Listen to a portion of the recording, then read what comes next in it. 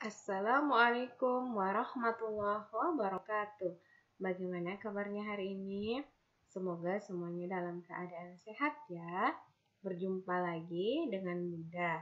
Nah, untuk memulai pembelajaran kita, marilah kita bersama-sama membaca basmalah. Bismillahirrahmanirrahim. Untuk pertemuan kali ini, kita akan belajar pelajaran bahasa Indonesia dengan materi kalimat pengembang. Masih ingatkah kalian dengan pengertian pokok pikiran? Pokok pikiran adalah kalimat yang menjadi pokok atau inti pembahasan dalam satu paragraf. Nah, pokok pikiran disebut juga dengan kalimat topik. Jadi, pokok pikiran itu sama dengan kalimat topik. Dalam satu paragraf ada sebuah atau satu pokok pikiran atau kalimat topik dan ada kalimat pengembang atau kalimat penjelas. Kalian harus tahu dalam sebuah paragraf ada beberapa kalimat pengembang atau kalimat penjelas. Namun, jika kalian mendapatkan hanya satu kalimat pengembang atau kalimat penjelas, itu tidak apa-apa. Nah, pengertian dari kalimat pengembang adalah kalimat yang berisi uraian atau informasi yang menjelaskan pokok pikiran atau kalimat topik dalam suatu paragraf. Nah, setelah kalian mengetahui pengertian dari kalimat pengembang atau kalimat penjelas, berikutnya kita harus mengetahui ciri-ciri dari kalimat pengembang atau kalimat penjelas.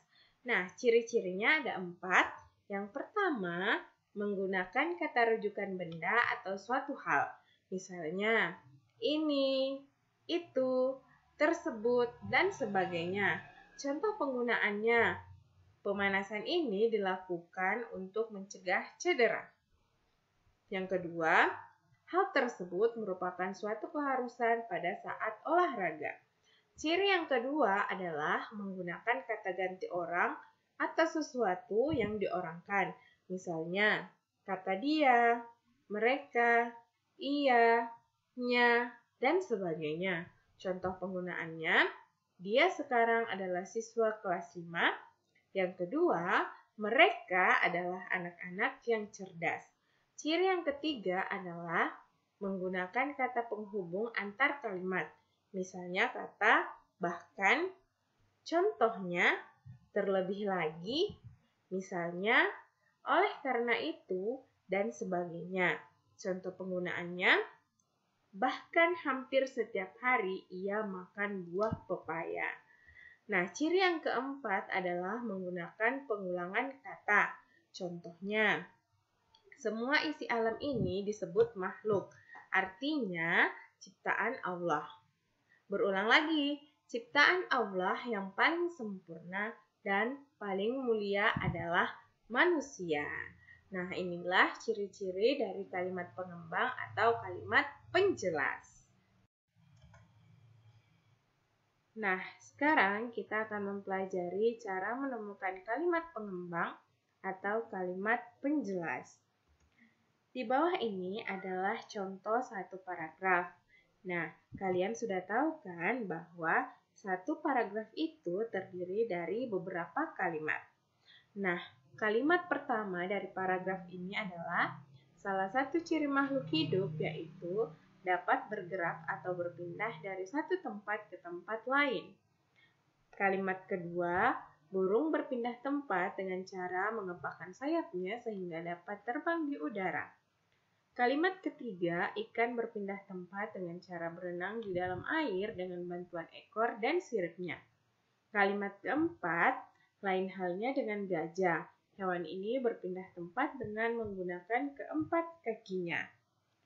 Dari paragraf ini kita sudah mengetahui mana pokok pikiran atau kalimat topiknya. Jadi, pokok pikiran atau kalimat topiknya adalah, silahkan kalian perhatikan, pokok pikiran dan kalimat topiknya adalah salah satu ciri makhluk hidup yaitu dapat bergerak atau berpindah dari satu tempat ke tempat lain. Nah, ini adalah pokok pikiran dan kalimat topiknya. Selanjutnya, kalimat manakah yang disebut dengan kalimat pengembang atau penjelas? Di awal tadi, Bunda sudah menjelaskan bahwa kalimat pengembang atau penjelas itu pada satu paragraf itu bisa terdapat 1, 2, 3, atau bahkan lebih kalimat pengembang.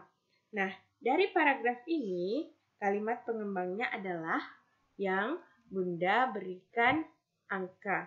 Di sini ada angka 1 pada kalimat kedua, angka 2 pada kalimat ketiga, angka 3 pada kalimat keempat.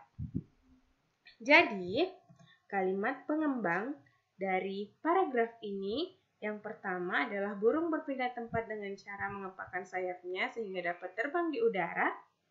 Kalimat pengembang kedua, ikan berpindah tempat dengan cara berenang di dalam air dengan bantuan ekor dan siripnya. Sedangkan kalimat pengembang ketiga, lain halnya dengan gajah, hewan ini berpindah tempat dengan menggunakan keempat kakinya.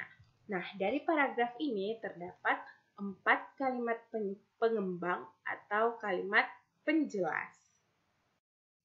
Nah, setelah kalian mendengarkan penjelasan Bunda tentang pokok pikiran atau kalimat topik dan kalimat pengembang atau kalimat penjelas, tugas kalian adalah baca bacaan yang ada pada halaman 12 sampai 13, manfaat melompat bagi kesehatan tubuh dari paragraf 1 sampai 5. Kemudian kalian identifikasi yang mana pokok pikiran, kalimat topik, dan kalimat penjelas dalam tiap-tiap paragraf tersebut.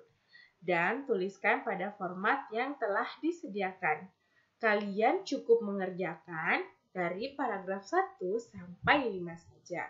Jadi cukup kalian kerjakan dari paragraf 1 sampai 5 saja. Nah, sampai di sini dulu untuk pertemuan kita kali ini. Semoga mudah kalian pahami. Marilah kita tutup pertemuan kita dengan bersama-sama membaca hamdalah. Alhamdulillahirobbilalamin. Dan Bunda tutup dengan ucapan wassalamualaikum warahmatullahi wabarakatuh.